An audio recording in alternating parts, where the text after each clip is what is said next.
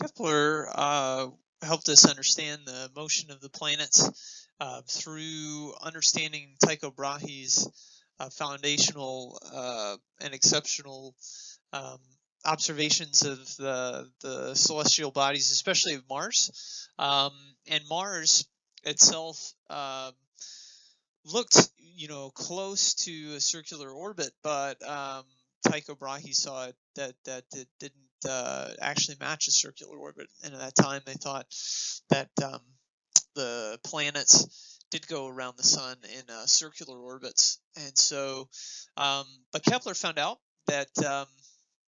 And this is his first law, that each planet travels in elliptical orbit. And so every orbit is an elliptical orbit. The sun is at one focal point, and so this works for any celestial body. The second law is that if you have an imaginary line drawn out from the sun to any planet, it sweeps out equals areas in equal times. We'll see a picture of that here in a second.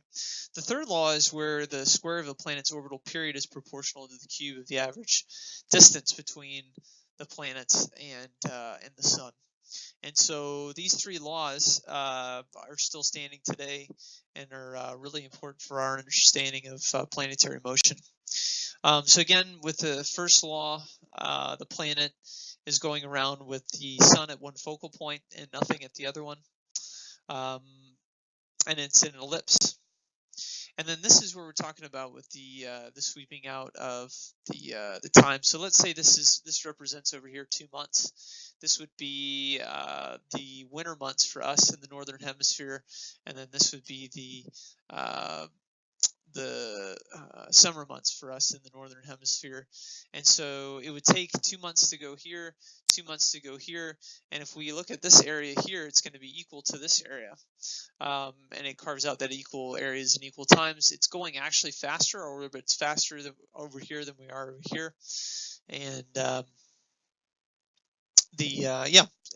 if we were to carve out another 2 months here and another 2 months here, the area swooped out in here, and the area swooped out in here, and the area swooped out, the next section would all be equal.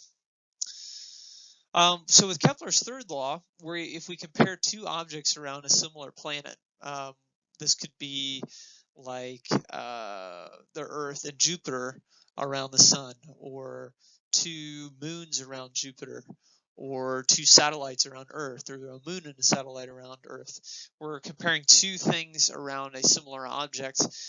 We have this ratio where the periods and the average radius from them are a squared and cubed relationship.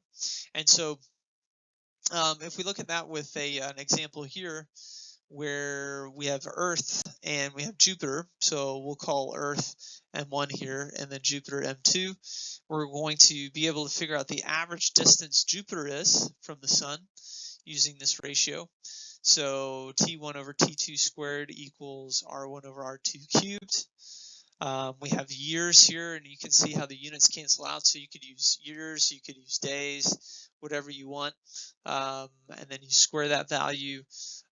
We have that over or equal to the radius of the radius 1 over radius 2, and the radius 2 is what we're looking at down here. We're looking for. When we square these values in here, we can take the cube root of both sides of this, then we cross multiply, and then divide. And so this is going to be the radius, the average radius for Jupiter around the sun. All right, so I want you to try this one. You can set up, let's make sure we have the same variables. Let's make the satellite mass 1 and the moon mass 2 going around the Earth, and we're going to be able to figure out the average radius of the satellite if it takes 1 day versus 27.3 days for the moon. So go ahead and set up the equation and calculate it out. Be very careful with your algebra and how you put it in the calculator, and then let's make sure you got that one okay. So go ahead and pause the clip, and when you're ready to check that, you can hit play to continue.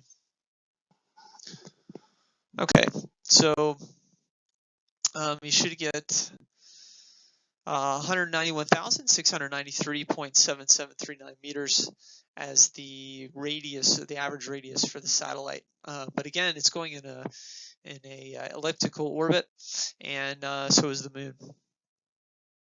So what we see with this relationship is the further an object is from the object it's orbiting, the slower it's going around it. And so in this picture here, you can see Jupiter at the center and all these different moons that are going around it, all in elliptical orbits. And so the orbits that are closer to Jupiter have a shorter period. It takes less time for the object to make a full revolution than the others. So I'm going to have you try this one as well, just so that we're all on the same page. Let's make the closer moon M1, the further moon M2. And be careful here as you look at the radius involved, and given some of these parameters here with the diameter. And yeah, so see if you can go ahead and find the average distance of Europa's orbit. All right, so let's see how you did. The total radius for R2 is this value in kilometers. We have T2 in days, and we can set up our ratio. And we should get for our radius 1 this value here in kilometers. So again, you can use whatever units you want, and the units that you use will come out in the end. You could have converted to meters, and that would have been fine. And you can convert the time into whatever you want as well. But with these, because that's the only unit left, that's the value you're going to get. So when we talk about weightlessness, we're not really weightless. It's just the fact that as we're in an orbit, this is a good picture here of what it would look like to be in a circular orbit.